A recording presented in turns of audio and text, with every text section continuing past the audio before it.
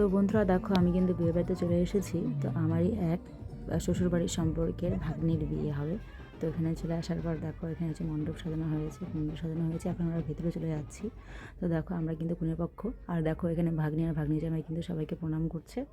আর এখানে দেখো, আমরা কিন্তু সব কন্যাযাত্রী এসেছি। আর বিয়েটা কিন্তু একদম ছেলের বাড়িতেই হচ্ছিলো।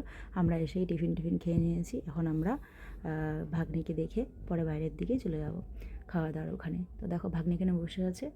আর এখন আমরা একটু বাইরে গিয়ে দেখি কী অবস্থা। তো দেখো, এখানে কুঞ্জ সাজানো হয়েছে, একটু পরে বিয়েতে বসবে। আর এদিকে দেখো, সবাই কিন্তু নাচানাচি শুরু করে দিয়েছে বাজনাতেই। তো দেখো, আমি আর দিদি এখানে কফি খেয়ে নিচ্ছি। আমরা এখানে কফি খেতে খেতে আমার মেয়ে কিন্তু ওইদিকে নাচের ওইদিকে চলে গিয়েছে। আর দেখো, এরা কিন্তু সবাই আমার বাপের বাড়ির ওখানকার, মানে বাপের বাড়ি শ্বশুর বাড়ি যেহেতু পাশাপাশি, তো ওরা কিন্তু এখানে ইনভাইটে এসেছে। সবাই আমরা কনের পক্ষ। আর দেখো, মেয়েদিকে নাচানাচি শুরু করে দিয়েছে। তো আমরা এখন খাওয়ারের দিকে চলে আসলাম। আর সবার প্রথমেই মানে প্রায় 9:30 পৌনে 10টা বাজে, এখনই আমরা খেয়ে নিচ্ছি। আর দেখো, মেয়ে আবার খাওয়া দাওয়ার পরে কিন্তু এখানে চলে এসেছে। আর ভাগ্নি শ্বশুরবাড়ির রান্নাবান্না এত ভালো হয়েছে কি বলবো আর।